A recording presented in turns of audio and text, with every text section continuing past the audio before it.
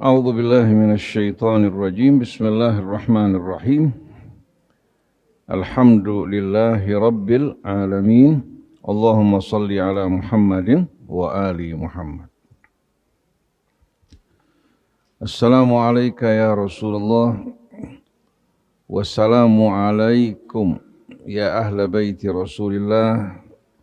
Wassalamu alaikum ya sahabata Rasulillah. Wassalamu alaikum ayyuhal mujahiduna fi Gazzah wa ayyuhash syuhada alladhina qutilu fi sabilillah. Wassalamu alaina wa ala ibadillahis salihin. Wassalamu alaikum warahmatullahi wabarakatuh.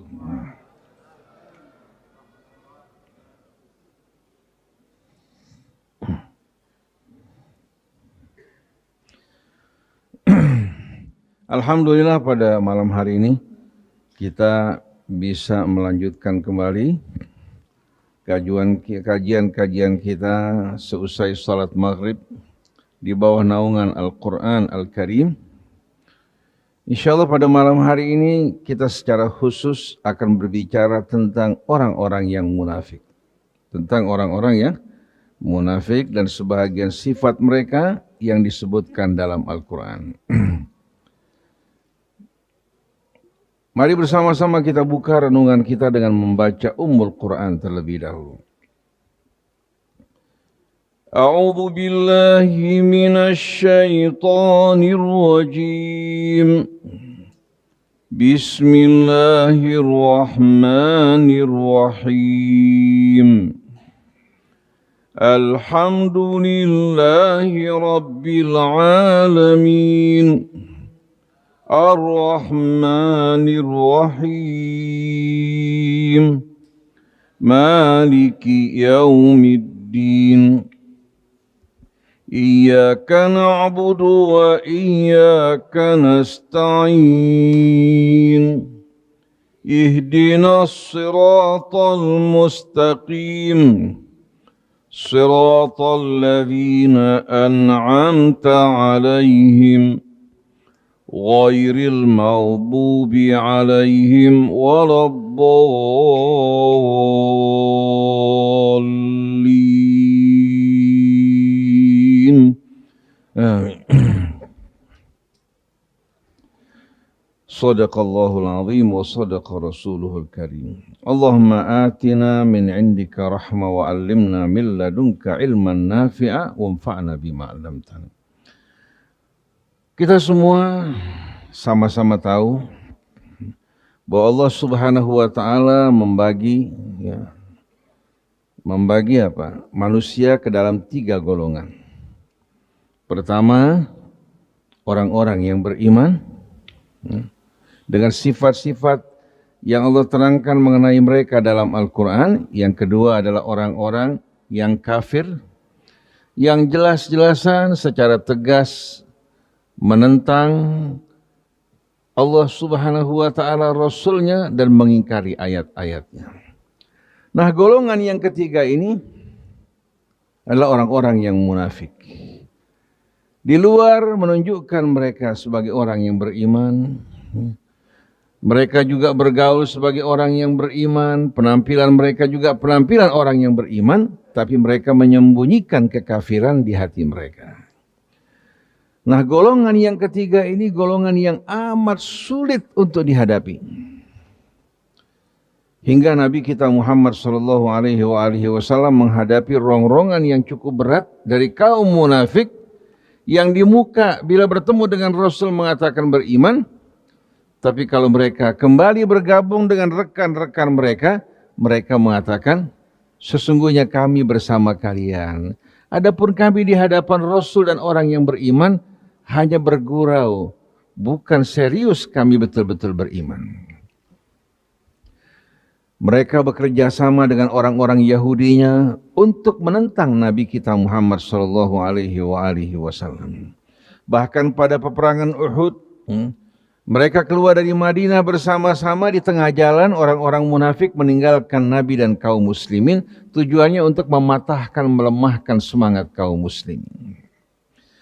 Dan di era saat ini kita jumpai banyak orang mengaku sebagai orang-orang Islam, Tapi mereka bekerja sama dengan orang kafir, bahkan bekerja sama dalam melakukan pembantaian terhadap kaum muslimin.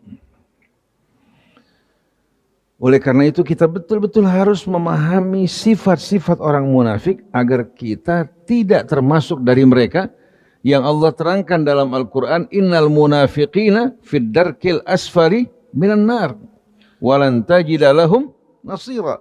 Orang-orang munafik ini tempat kediaman mereka bukan hanya sekedar api neraka, tapi di tempat yang paling dasar, yang paling panas, yang paling mengerikan dalam api neraka.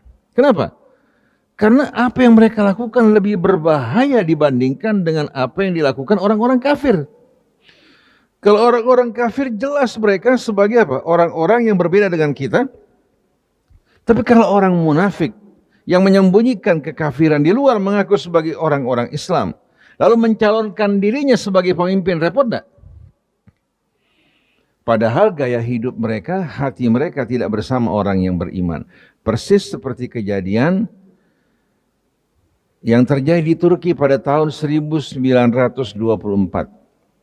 Ketika Kemal Atatürk, dia berpakaian Islam, mengaku sebagai seorang muslim, mengajak ulama-ulama untuk menggulingkan khilafah Utsmaniyah. Setelah dia berhasil menggulingkan Imperium Utsmani, ternyata dia membantai orang-orang yang berjuang bersamanya, bahkan melarang adzan dalam bahasa Arab.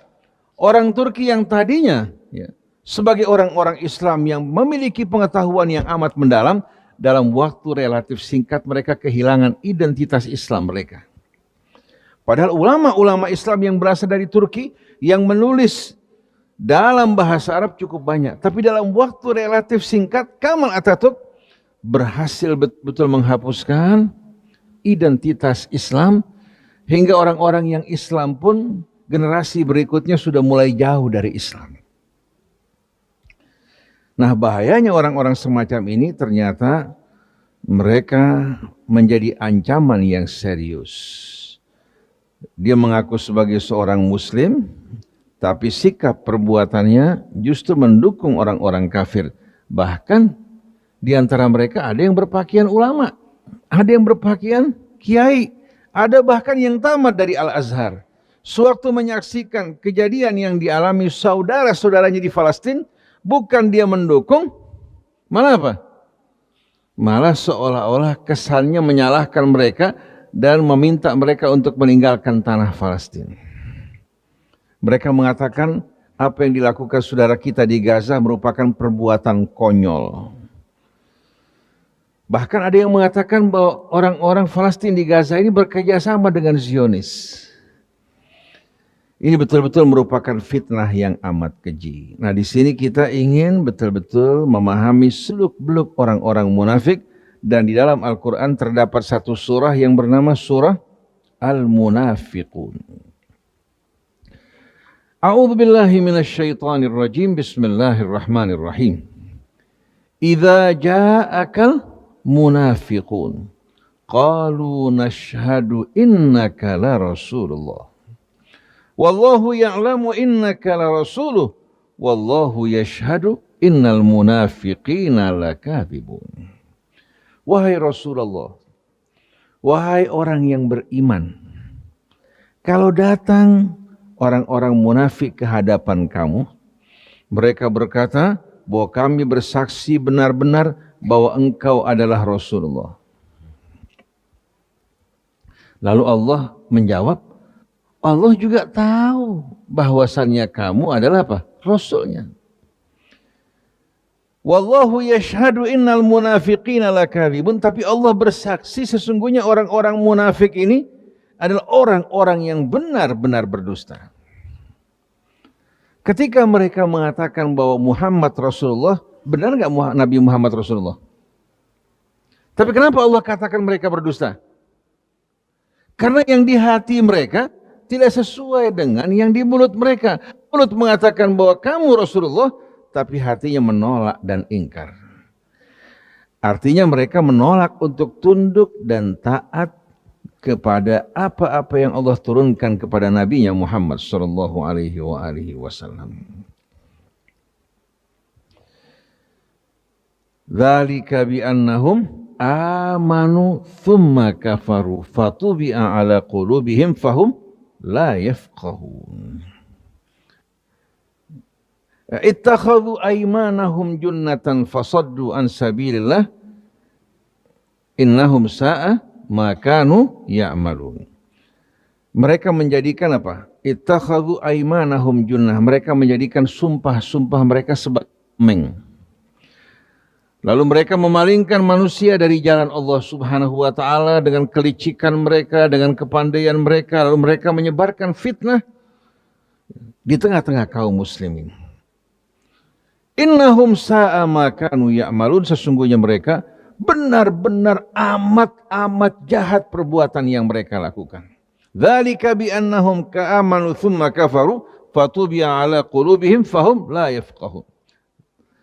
Hal itu disebabkan karena mereka beriman, sudah beriman tahu kebenaran, tsumma kafaru, kemudian mereka ingkar kembali.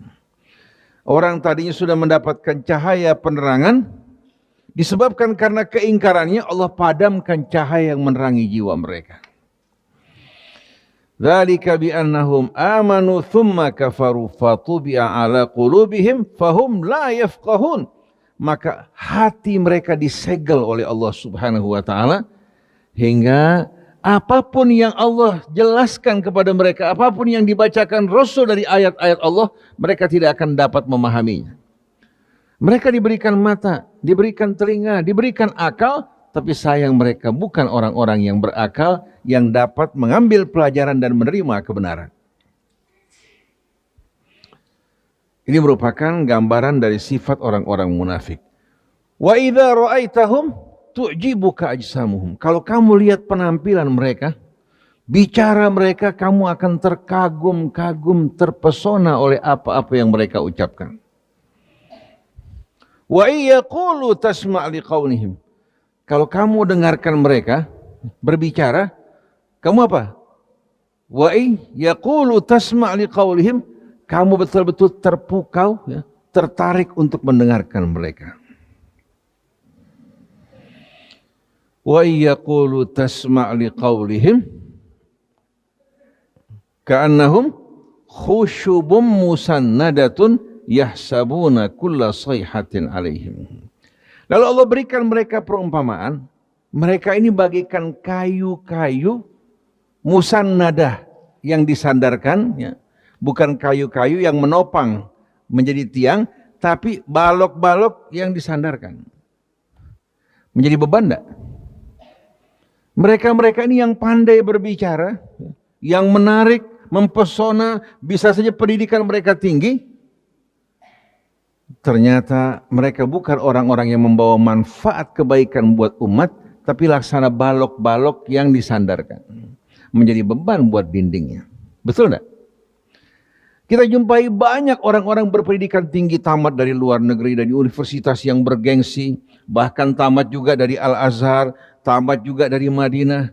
Tapi ternyata waktu kembali ke tanah air, bukan membawa pencerahan bagi umat, tapi menjadi beban buat mereka, bahkan menjadi pelaku-pelaku kerusakan yang membenarkan yang batil, kemudian apa? Menyalahkan yang benar. Oleh karena itu perhatikan coba berapa banyak orang yang berpendidikan tinggi di negeri kita, tapi bukan membawa kebaikan buat bangsa, bicaranya pandai, ya, gelarnya juga tinggi selangit, tapi ternyata perilaku mereka, sikap mereka membawa kerusakan bagi bangsa dan negara. Oleh karena itu pada zaman Nabi kita Muhammad SAW, di saat akan mengangkat seorang pemimpin di daerah, katakan sebagai wali, mereka bukan hanya melihat apa? Bukan hanya melihat ilmunya. Pernah satu hari Sayyidina Umar bertanya kepada siapa? Kepada sahabat-sahabatnya. Beliau akan mengangkat seorang sebagai wali. Sebagai wali, di sini bisa berlaku untuk wali kota atau gubernur, karena wali setingkat dengan gubernur sebetulnya. Menurut kalian siapa yang pantas untuk diangkat sebagai apa? Sebagai wali. Akhirnya sebagian sahabat mengatakan, ya Amirul Mukminin, si fulan yaqumul lail, bangun malam, wa yasumun nahar, puasa di waktu siang. Disebutkan berbagai macam kelebihannya. Lalu Sayyidina Umar bertanya, kamu pernah enggak berniaga berusaha bersama-sama dia? Pernah tidak kamu berjalan bersama-sama? Pernah tidak kamu mengalami suka duka bersamanya? Dia mengatakan tidak. Kalau gitu kamu belum kenal orang tersebut. Bagaimana kamu tahu itu orang baik? Hanya sekedar kita menyaksikan dia bangun malam, puasa di waktu siang, jidatnya hitam, sedangkan kita belum pernah bergaul bersama-samanya. Maka Sayyidina Umar mengatakan kalau gitu kamu belum mengenal dirinya. Sampai Nabi mengatakan ikhtabiruhum fid dinari wad dirham. Uji orang melalui apa? Dinar dan dirham. Waktu diberikan amanat bagaimana sikapnya.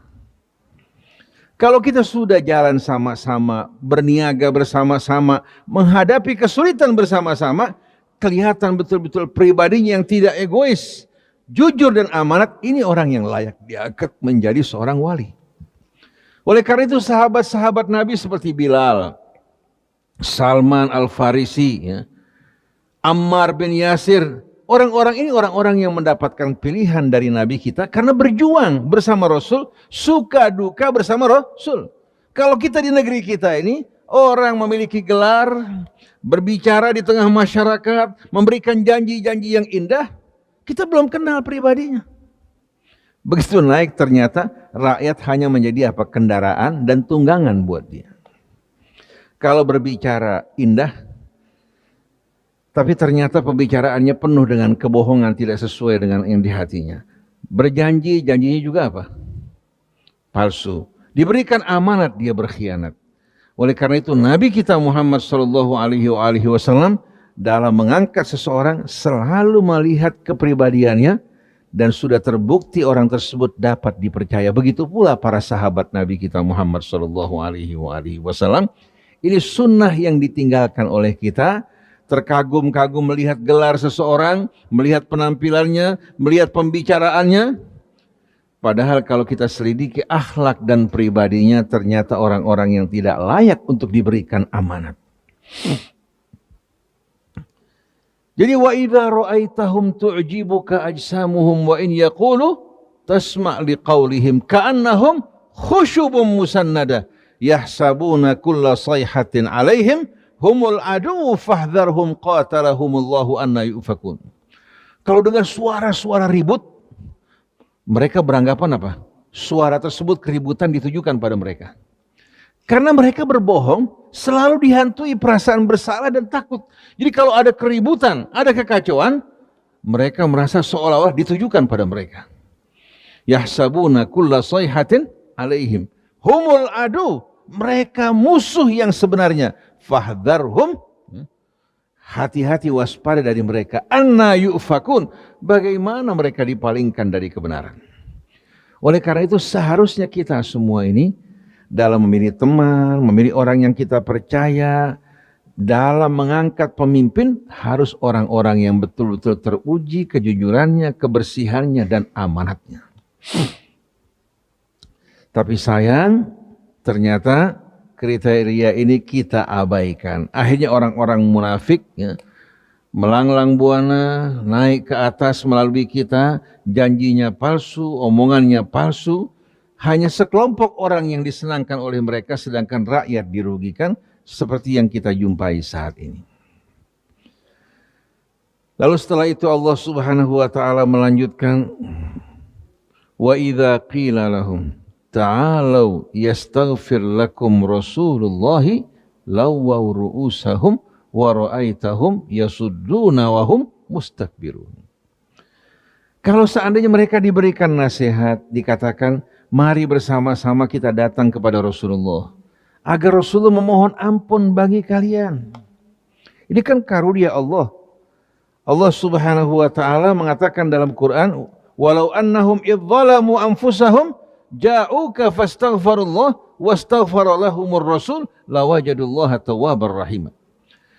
Kalau mereka dikala berbuat kezaliman, kemudian mereka menyesal datang kepada Rasulullah, lalu mereka memohon ampun dan Rasul memohon ampun kepada Allah, pasti mereka akan jumpai Allah menerima taubat dan memberikan ampunan buat mereka. Ini karunia Allah terhadap mereka. Tapi ternyata lawaw ru'usahum, mereka palingkan wajah mereka dengan sombong. Wa hum mustakbirun. Sawa'un 'alaihim astaghfarta lahum am lam tastaghfir lahum lan yaghfirallahu lahum. Sama saja bagi mereka. Kamu mohon ampun untuk mereka atau tidak, Allah sekali-kali tidak akan memberikan ampunan buat mereka. Karena mereka ingkar kepada Allah, bersikap sombong, dan dalam kehidupan ini mereka melakukan kedustaan dan kebohongan yang amat banyak. Lalu setelah itu Allah mengatakan apa? Innallaha la yahdil qaumal fasiqin. Sungguh Allah tidak akan memberikan petunjuknya bagi orang-orang yang fasik. Nah, perhatikan ayat-ayat berikut ini hadirin sekalian. Humul ladzina yaquluna la tunfiqu ala man inda Rasulillahi hatta yanfaddu walillahi khazainus samawati wal ard walakinnal munafiqina la yafqahun. Apa yang dibicarakan orang-orang munafik di antara mereka? Mereka berkata, jangan kalian berikan bantuan dan nafkah kepada orang-orang yang berada di sekeliling Rasulullah SAW supaya mereka bubar meninggalkan Rasul. Jadi jangan dukung, jangan bantu orang-orang yang datang, yang dekat, yang berada di sekeliling Rasulullah SAW supaya mereka bubar meninggalkan Rasul. Artinya boikot secara apa? Ekonomi. Tapi orang-orang yang jauh dari Rasul, mereka berikan dukungan, mereka berikan bantuan, bekerja sama dalam keingkaran kemungkaran, dan ini di tengah-tengah kota suci Madinah amat banyak. Kemudian lagi ada ucapan mereka yang lebih dahsyat. Yaquluna la in raja'na ilal madinati la yukhrijannal a'azzu minhal adzal walillahil izzatu walirasulihi walil mu'minina walakinnal munafiqina la ya'lamun. Dan mereka berkata, kebetulan mereka pada saat itu sedang di perjalanan kembali ke Madinah sehabis peperangan. Tahu-tahu Abdullah bin Ubay bersama rekan-rekannya berkata, bahwa kalau kami ke Madinah nanti kembali pulang, orang-orang yang mulia dari kami akan mengusir orang-orang yang hina. Maksudnya apa? Mereka akan mengusir Rasul, akan mengusir sahabat-sahabat Rasul untuk meninggalkan Madinah. Mereka berkata bahwa kalau kami kembali ke Madinah, maka orang-orang yang mulia akan mengusir dan menyingkirkan orang-orang yang hina dina. Artinya mereka berencana untuk mengusir Nabi kita Muhammad SAW. Kisah dari ayat ini, Nabi sehabis kembali dari peperangan, kemudian pada saat panas dalam keadaan tinggi, Nabi perintahkan sahabat untuk berkemah. Itu biasa, setiap perjalanan di tengah hari pada saat panas terik, Nabi perintahkan sahabat untuk beristirahat. Kebetulan dekat mata air, dekat sumur. Lalu para muhajirin dan ansor datang ke sumur tersebut untuk mengambil air. Kebetulan seorang muhajir yang awam, seorang ansor juga yang awam berkelahi di antara mereka. Manusia tidak luput dari kesalahan. Begitu dua-duanya berkelahi, yang muhajir mengatakan wa muhajiroh, memanggil saudara-saudaranya kaum muhajirin. Sedangkan pemuda ansor ini memanggil lagi wa ansoroh, wahai kaum ansor. Hampir terjadi keributan dan syaitan hampir masuk di hati mereka. Akhirnya alhamdulillah perselisihan diredakan. Ketika pembicaraan sedang beredar di tengah-tengah mereka membuat panas, Ibnu Ubay mengatakan bahwa kalau kami kembali ke Madinah, kami akan mengusir orang-orang yang hina.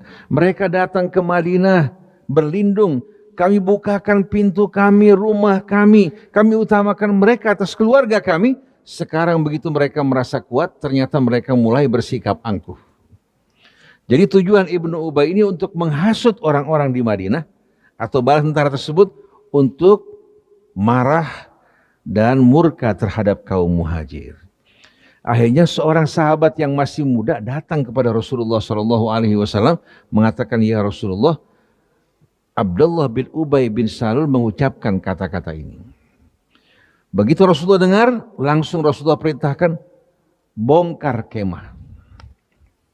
Bongkar kemah.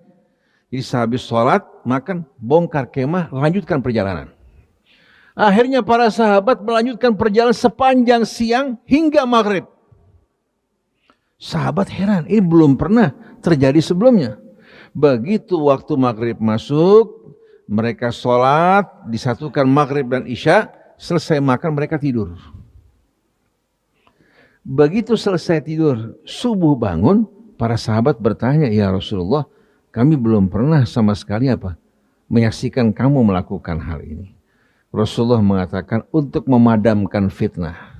Kalau kita biarkan mereka kasak kusuk di antara mereka, ini fitnah akan semakin berkembang. Tapi kita lanjutkan perjalanan hingga mereka letih, tidak punya kesempatan lagi untuk Untuk kasak kusuk. Akhirnya begitu mereka istirahat, keletihan mereka hilang, akal mereka muncul kembali. Akhirnya ketika Rasulullah SAW panggil Ibnu Ubay, betul tidak kamu mengatakan seperti yang disampaikan oleh Zaid bin Arqam? Ibnu Ubay bersumpah-sumpah dia tidak mengatakan hal tersebut. Ketika dia bersumpah-sumpah dia pergi, turun ayat tadi. Membenarkan sahabat yang kecil ini membongkar kebusukan Ibnu Ubay. Nah, para jamaah perhatikan coba. Ketika rombongan kembali ke Madinah, sebelum masuk kota Madinah, anak Abdullah bin Ubay bin Salul datang kepada Rasulullah. Dia menghalangi abahnya untuk masuk ke Madinah.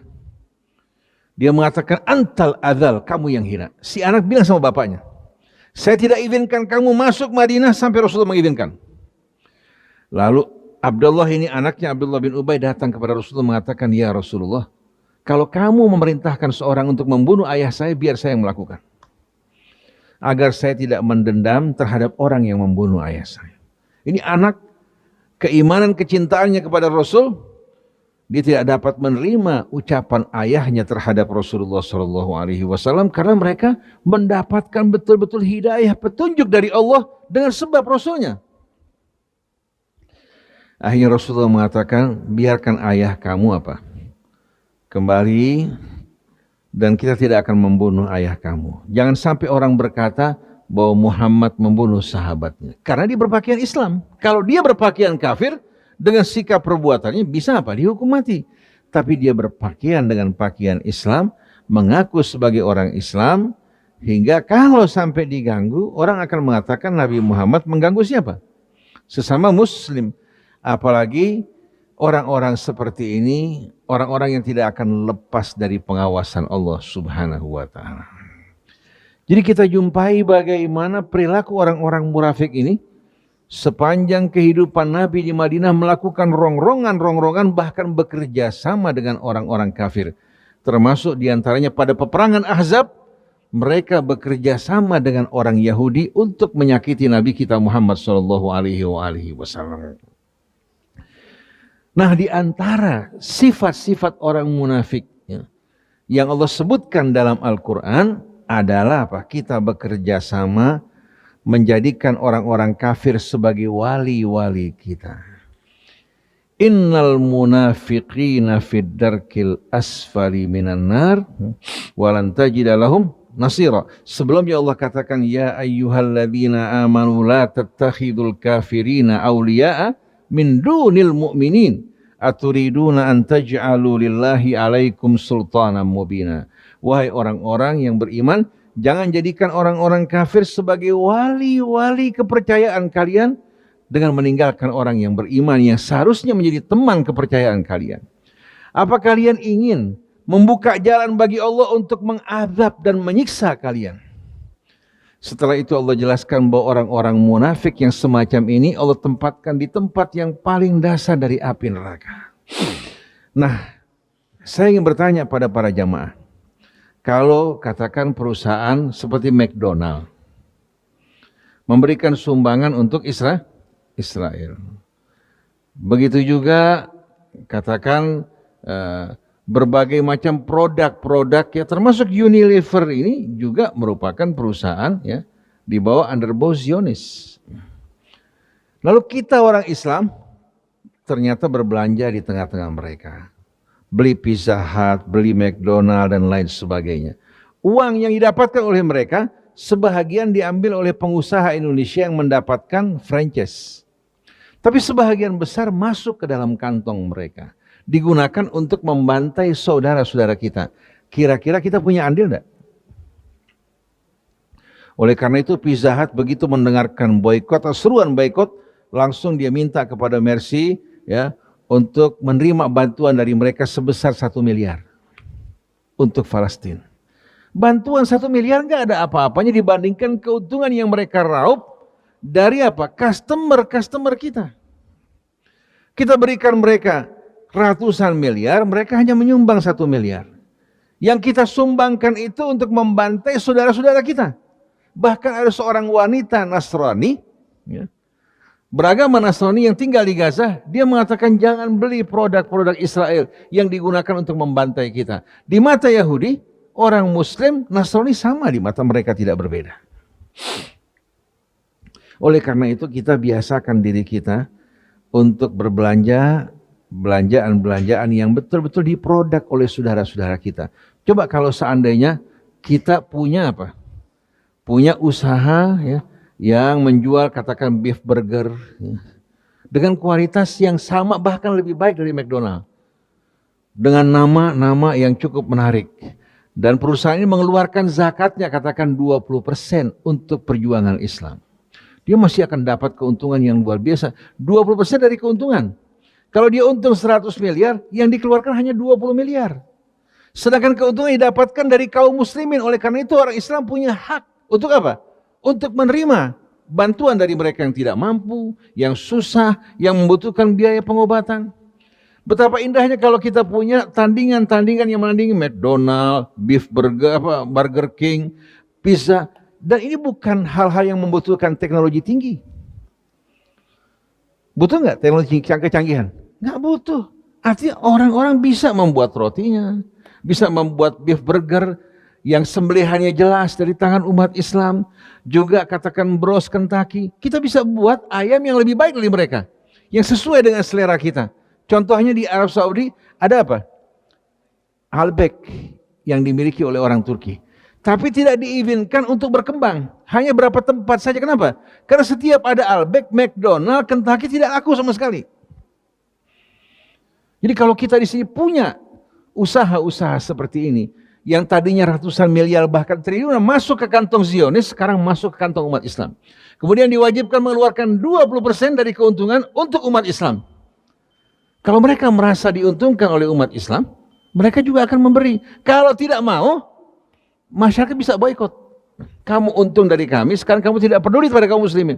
Kalau sekarang yang terjadi cuma 2,5% menghidupkan dari 280 juta orang penduduk Indonesia, hanya bisa menghidupkan berapa orang aja. Seperti air yang melintas di bibir. Tapi orang-orang di luar Islam bisa mesejahterakan pemeluk agamanya. Betul enggak? Kalau kita ini sekarang zakat kalau dikumpulkan, bisa nggak mencukupi fuqara wal masakin? Bisa nggak? Nggak yang ada sekarang nih. Nggak cukup. Paling cuma dapat 100 ribu setahun sekali.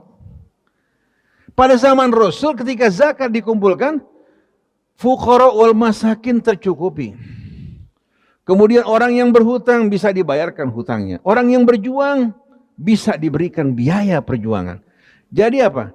8 golongan yang disebutkan dalam Al-Quran, semua kebutuhan ini terpenuhi, bahkan ada kelebihan dibawa ke Madinah. Ketika dari Yaman zakat dibawa ke Madinah, ditegur bahwasanya kalian ini bukan pemungut pajak. Kalian orang yang bertugas membagikan zakat, diambil dari yang kaya, dikembalikan pada yang miskin. Dijawab ini kelebihan setelah mereka tercukupi, ini kelebihannya.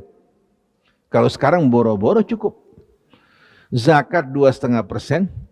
Dari keuntungan yang luar biasa dahsyatnya, dari umat Islam juga, mereka hanya mau keluarkan 2,5%, mirip dengan apa? Orang yang sedang haus cuma dapat setetes air.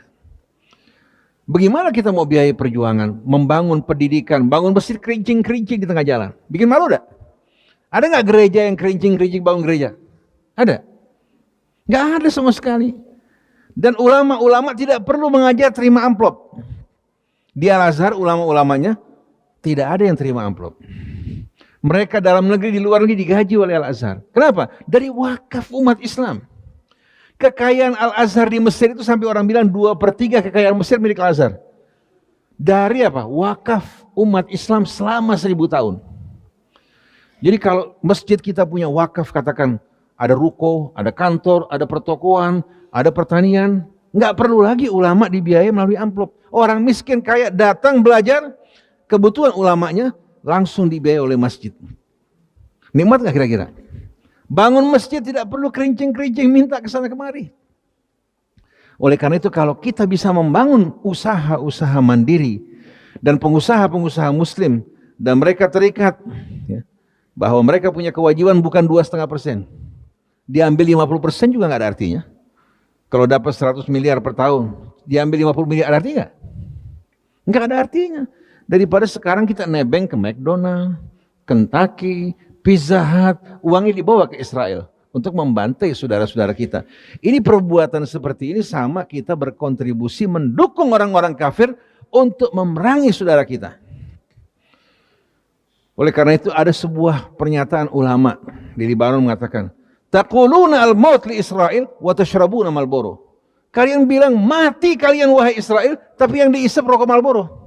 Yang punya apa? Punya orang Yahudi. Ini kan omong kosong namanya, betul enggak? Ini bukan berarti membolehkan merokok, tapi aneh bilang al-maut li Amerika, al-maut li Israel, tapi rokoknya apa? Makanannya McDonald, Kentucky, Beef Burger, Burger King, Pizza Hut. Ini jelas-jelasan nggak menunjukkan berjuang secara serius. Orang-orang Yahudi mau nggak beli makanan kita? Dia beli dari produk-produk mereka. Orang Yahudi kalau beli makanan harus ada label kosher. Tahu kosher nggak? Halal. Orang-orang, kita perbanyak 2 menit lagi. Orang Yahudi naik pesawat, sebelum dia booking, dia minta makanan dari apa? Dari grup mereka yang berlabel kosher. Waktu naik pesawat sebelum orang-orang lain diberikan makanan, pramugara atau pramugari membawakan makan ayam atau ikan yang dipesan yang masih disegel. Di depan orang Yahudi digunting segelnya, dibawa dipanaskan, baru mereka makan. Kalau kita waktu beli makanan, pernah tanya nggak itu McDonald dia punya sapi sembelihan gimana? Mereka bilang makannya halal, sapi, ayam. Pernah nggak kamu tahu penyembelihannya bagaimana? Ada dikasih makanan yang nggak disembelih dengan nama Allah, rusak iman kita. Padahal Allah mengatakan, wala ta'kulu mimma lam yudhkarismullahi alaih. Jangan makan sesuatu yang nggak disebutkan nama Allah padanya. Ayat sebelumnya, fakulu mimma dzukirasmullahi alaihi in kuntum bi ayatihi mu'minun.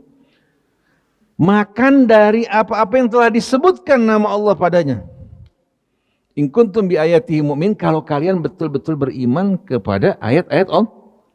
Tapi sekarang dengan gampang kita masukkan makanan kita dari sembelihan-sembelihan yang enggak jelas asal usulnya masuk ke tubuh kita, merusak akhirnya jiwa kita. Gampang kita dibeli, gampang khianat, diberikan jabatan juga melakukan tindakan korupsi. Kenapa? Dari kecil makanan yang masuk, makanan yang enggak benar. Demikianlah para jamaah sekalian, anak-anak yang kita cintai, saya bicara hal seperti ini untuk menumbuhkan kesadaran di hati anak-anak kita. Tahu nggak di Israel?